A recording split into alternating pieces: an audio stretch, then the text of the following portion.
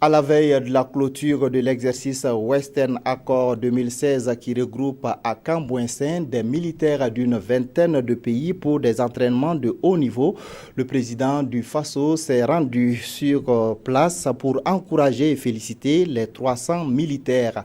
L'objectif de cet exercice est d'accroître l'interpolarité des armées africaines et leur permettre de conjuguer leurs capacités pour opérer ensemble. Le reportage est de Issa Kafando et Jérémy Sié Koulibaly.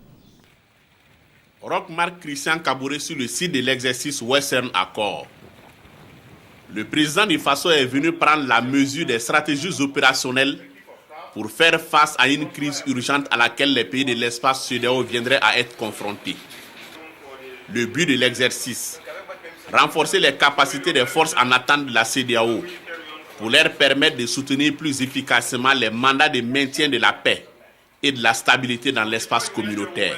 Je voudrais dire donc qu'il est important que l'ensemble des forces, aussi bien africaines de notre sous-région que nos alliés, nous puissions mener des exercices qui nous permettent d'être opérationnels le plus rapidement possible. Et dans ce sens-là, je crois qu'il faut saluer cet exercice, souhaiter sa continuation et souhaiter que chaque pays qui participe, justement, en tire les bons enseignements pour une meilleure organisation de son armée. Puisque l'objectif en final, c'est de permettre également aux Africains d'assurer eux-mêmes leur propre sécurité. Plus de 20 pays participent au présent exercice, placé sous l'égide de l'armée américaine et financé à hauteur de 400 millions de francs CFA par le gouvernement des États-Unis. C'est le 5e rendez-vous de ce type, organisé par l'armée américaine avec ses partenaires européens et ceux de la CEDEAO.